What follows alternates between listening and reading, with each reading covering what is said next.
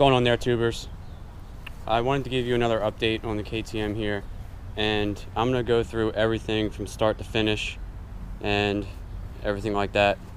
For those of you who are new to my channel, I mainly do moto vlogs, but I'm going to do a quick walk around here. Some of you guys seem to have a lot of questions about the Warp 9 setup, so I'm going to go ahead and explain everything. Got this bike last year from the original owner with 900 miles on it. It's an 05 KTM 450 EXC. Badass, clean as a whistle. Currently has about almost 3,000 miles on it. But the first thing I did, I went and got the Warp 9 setup. And the sizes I got are right there, 3.5 by 17.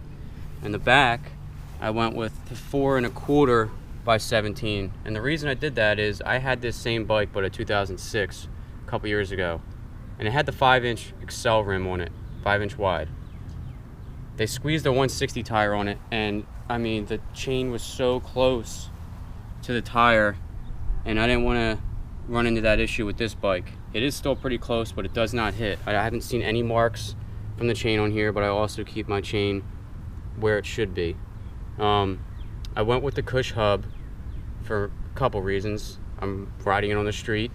I didn't want that jerkiness of the fixed sprocket, so if you're gonna do this, I would highly recommend that, because it's a lot more of a comfortable ride. It feels like you're riding a street bike with the power transition from the front sprocket to the rear sprocket. I went with the orange hubs, the orange nipples, the black wheel, and the black spokes, as you can see. I paid a little extra for that, but this is not a budget build here. It looks sexy as hell. I also got the floating front rotor, and at the time they were out of stock, so they sent me a free fixed rotor for the meantime. I like the floating rotor better. I feel like the pads are gripping more surface area, in turn giving you a little bit more brake power. But maybe I'm just imagining that. I don't know. Along with that, with these KTMs, you are actually able to recalibrate your speedo just with a number set up on the back. So that's a plus. You don't have to get a speedo healer or anything like that. Going from the 21-inch front wheel to the 17. Warp also sends you the proper caliper bracket for the bigger rotor. I believe it's a 360 millimeter, if I'm not mistaken. If someone wants to correct me on that, that's fine. Since at the time the rotors are brand new, I went with the EBC front brake pads. I got them from Motorcycle Superstore. They were not ball breaking expensive. The most recent mod is the Seat Concepts seat. It's got the carbon sides, they call it, gripper top. Seat Concepts seat pan, so it was the entire complete seat. And I got the orange stitching. I love it. I've got probably 100 miles on this bike, and it is a lot better than sitting on the stock 2x4 seat that I like to call it. I went with the Moose Racing Jet Kit, and I installed that before I actually got the exhaust or the air filter, and I highly recommend that due to stock bikes generally run lean. But the reason I did that is because one of my viewers said I could be damaging the bike, blah blah blah, and it made it a lot faster. It made startups better. I had problems with this thing starting up and wanting to idle. Doesn't matter, you know, what temperature it was outside. If the bike was cold, it would take forever to warm up. So that problem was addressed after I installed the Jet Kit. I went with the K&N high flow air filter because I'm riding on the street. I probably wouldn't get that if I was riding strictly in the dirt, because it doesn't really catch as much shit as like a foam filter, I guess, at least in my mind. Some of you might be wondering where I got these pegs. These are 50 Stunt Pegs. They were $250, quite expensive, and they actually bolt right onto the subframe here. And you're supposed to mount them up actually a little higher, but I did them lower, as low as I could possibly do it, so I could ride a passenger on the back and also stunt the bike. And it's actually worked out pretty well for both. Unfortunately, the clamps are a 32nd of an inch too small. I had to get them opened up in my work, but once I did, they fit fine. They don't exactly they're not perfect, but that's because this comes with appropriate spacers to clear the exhaust, to have the pegs all the way up here on the back for when you're stunning. Like I said, I wanted them lower, so I had to settle a little bit. So basically what I'm going to do is I ran no spacers over there. I'm going to get probably a 1/2 inch spacer for either side, bring this out a little bit, and then machine an aluminum bar to go across for some extra support. If you're looking for these for your KTM, just know under the 50 Stunt website, it is not under the KTM. It's under Aprilia for whatever reason. So that's just a little tip if you're looking for them.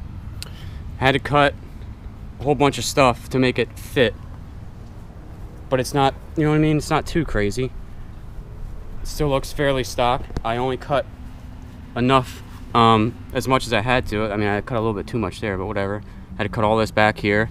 And then I went ahead and reinstalled the kickstand rubber grabber thing up here. Boom. All right, what else we got going on here? I went with the GPR4 steering damper. I got that 10% off, which is always good, saving money. In my opinion, that's a necessity if you're riding this type of bike on the street. If you put that bitch on like 4 or 5 and just hammer it, it stays pretty straight. Also, when you're coming down from like a 4th gear wheelie, if you're into that, it comes down and it's very, very stiff and stable. You're not really going to get a wobble with that thing. The other thing I got here is the Pro Circuit exhaust, a fairly new mod here. I got that 20% off from RevZilla. I was very excited about that. I got it for $2.99 instead of around $3.99 on other websites, and it sounds amazing. I love it. It's not any lighter than the stock exhaust, but I wasn't really looking for weight reduction. I was looking for more power and a better sounding bike, and now it sounds like a 450. The other very noticeable thing I did here was the 08 to 2013 front end swap for the supermoto fender and the headlight. I like the headlight a lot better. Obviously I wanted to get the supermoto fender because it's a supermoto, and it was a direct bolt up design. Plug and play. You don't have to worry about splicing in any kind of wires. It fits perfectly, in case anybody else wants to do that. Because it just, go ahead and go on Google or go on YouTube and just look up the 05 450 EXC, and it's a world of difference. I got the Renthal bars here. I believe it's the CR bend. I usually run that on all my bikes. I really like it a lot. The other thing you guys need to know, this bike did not come street legal. It was converted by the original owner out in Arizona. Made its way over here to PA and sat until I saw it on Craigslist and had to have it. And it was the exact bike I was looking for. I used to have the 06. But anyway, now let's talk about tires. I'm running a 150 in the back, 120 in the front. Didn't want to squeeze a 160 on there, as I explained earlier. These are the Avon Trail Riders. It's like a 90-10 style tire. I did not want a strictly street tire like the Connie Attacks or the Pilot Powers, which I've had both, and they're amazing tires for the street, but I wanted to be able to dip off-road and not feel like I'm riding on ice. So, very happy with these tires. I also think that I'm going to get quite some life out of them, more than a season, which is good. Haven't adjusted the valves yet, but that's next on my list of things to do. My buddy Philly Supermoto actually did a instructional video on how to do it, which I'll probably follow step by step. And just to save some of y'all a headache, okay, if you have like the same bike and you're doing the same thing, all right, I have a bolt missing here because for whatever reason, the way I had the chain adjusted or the wheel positioned, it scratched the fuck out of my brand new wheels. And I was so upset, but I was drinking that night when I put them on, so that's my own fault, so I just removed that. It's very close back there, as you can see. And by removing that, you'll not scratch a wheel. It's very close there. It's probably 1/8 of an inch, but it was just enough to scratch the wheel and mess up my day. Now the next thing I'm gonna do, I feel like the brakes could work better, at least in the front, from the stock setup. So I'm gonna go ahead and get a Brembo radial master cylinder. Thankfully this bike already comes with stainless steel braided lines, so I don't have to buy that. But I think I'm gonna get the Moto Master billet 4-piston caliper up front, so I have a little 1-finger deal, and I can do some wicked stoppies on it. Okay, gearing. Let's talk about gearing here. I wanted gearing for wheelies. I wanted gearing for the street. I wanted gearing for a little bit of a highway run if I needed to. So the front is stock, and the rear I went with the 45. I looked up recommendations, and a lot of people are running this setup, and they really like it. I, for one, can tell you I love it. You can wheelie first gear, you can power wheelie second gear, clutch up third, clutch up fourth, and it's a dream. So I highly recommend this gearing. I wouldn't go any bigger in the back unless you are planning on staying strictly off the highway, but I've had this thing up to about 96. It still had more left in her. Cruising around 65, 70 is actually quite a dream. It's very nice, very comfortable. I like it. I know I've shown you guys some mods here and there as the videos go on with my moto vlogs, but I wanted to do a actual walk around and show you each piece that I bought. I really did not spare any kind of money here on cheap parts. Pretty much bought the best of the best. And yeah, that right there, the cover flew off and got ran over by a car. So yeah, you don't need to comment and tell me my airbox door is cracked, I know.